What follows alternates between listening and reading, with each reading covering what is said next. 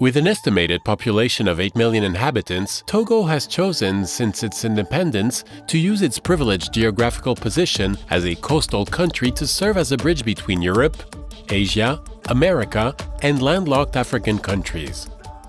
This strategic choice led the Togolese authorities to provide the country with a deep-water port. The laying of the foundation stone was carried out on November 23, 1962, and the inauguration of the port on April 26, 1968. But the significant date in its history remains January 21, 1967, when the port saw its first boat arrive at the quay for the first time, the Bert Hugo Steins.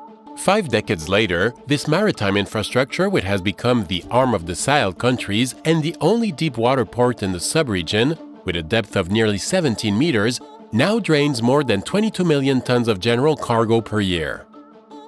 A strategic place for the development of West Africa through its human resources and economic potential, the Port of Lomé is now the driving force behind the economic development of the West African region.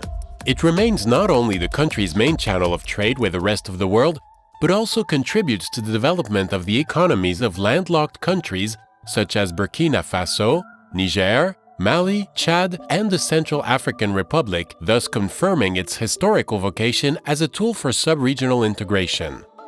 In its continuous quest for optimal quality of service, the Port of Lomé has recently extended and modernized its infrastructure. Today, in addition to its 2 moles, its mineral wharf, its oil wharf, and its new fishing port, it offers 2 large container terminals, all equipped with the latest generation handling equipment. The first, Togo Terminal, is the result of a public-private partnership between the Togolese state and the Bolloré Group. This third quay, 400 meter long and 15 meter deep, brings the total length of Togo Terminal's container quay to 950 meters, in addition to a storage area of more than 36 hectares. The third quay is equipped with 4 STS QUAYSIDE gantries, 12 RTG Park gantries, 26 reach stakers, and 46 port tractors. The terminal has a reefer station that can accommodate 772 refrigerated containers, thus ensuring the simultaneous processing of 4 large capacity vessels. This device will eventually reach a processing capacity of 1,200,000 containers. The second, Lomé Container Terminal, is a 16.6 meter deep and 1,050 meter long dock with 9 state-of-the-art superposed Panamax STS gantries. Including 6 gantries with 22 lines and 3 gantries with 24 lines, 27 RTG earth gantries, 4 telescopic stacking gantries, 9 lifting gantries for the handling of container ships and transshipment, capable of carrying up to 14,500 TEUs, with the ambition of reaching a volume of 4,500,000 containers. The LCT terminal has a surface area of 53 hectares and its reefer station can accommodate 1,120 refrigerated containers. Thus, the Port of Lomé has diversified infrastructures, enabling it to accommodate 15 ships simultaneously.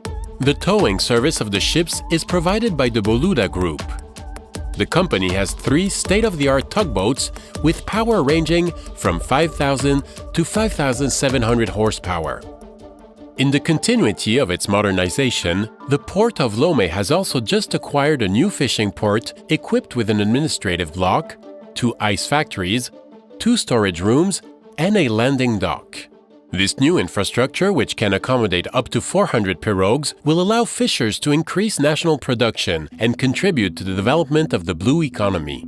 Like all its advantages, the main asset of the Port of Lomé remains the security that reigns within it. And since 2015, the Maritime Zone has been declared a maritime prefecture, depository of the state authority, and vested with general responsibility in all areas where the state's action at sea is exercised. The creation of the High Council for the Sea is also in line with the Togolese government's desire to set up a system to better organize and coordinate the services with competence in the maritime sector and to respond to developments in security, environmental, and economic matters.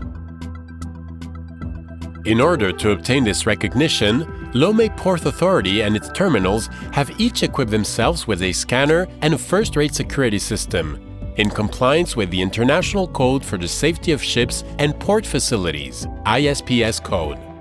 A method of operating that consists in detecting, preventing, and deterring criminal acts that could compromise maritime transport. Thus, the security of people and goods has become the priority of the port, as its trade is associated with the regularity of the transit of goods to landlocked countries. As a result, the construction of new road infrastructure was necessary. The bypass of the city of Lomé, the Agoe interchange, the bypass roads of the Alejo Fault, and the Col de Défalé are structures that testify to the will of the Togolese government to make the port of Lomé an essential transshipment port for the West African sub-region. Moreover, the creation of a motorway and a 675-kilometer rail network from the port of Lomé to the border with Burkina Faso, with the installation of a dry port, are being considered and are in addition to the other projects concerning the extension of the Lomé container terminal dock, the extension of the mineral wharf, the relocation of second-hand vehicle and machine sales activities, in order to free up space for mainly port activities. Beyond the modernization of its port infrastructures, the extension of its container terminals, and the reinforcement of its security measures, since 2014, the port has been engaged in a vast process of simplifying its administrative services. Tax collection is handled by banks, online declarations, improved selectivity procedures to speed up the exit of goods, computerization of stores and customs clearance areas are now facilitated by the single window for foreign trade. This reduces costs, shortens lead times, and eliminates incidental costs. This is also a guarantee of competitiveness. Now the leading service and transshipment platform, operating according to the best international standards, it has been certified in 3 ways since August 2014. ISO 9001 version 2015 for the quality of ship reception services, ISO 14001 version 2015 for the environment, and British Standard OSAS 18001 version 2007 for occupational safety and health. The Port of Lomé now has a better quality of service. It can boast of welcoming large tonnage vessels 24 hours a day, 7 days a week. Its customer-focused administration also has a dynamic port community and several trade facilitation assets. As defined by the NDP, the National Development Plan, in the long term, the objective of the Lomé Port Authority is to multiply container traffic and make Lomé a logistics hub and a first-class business center.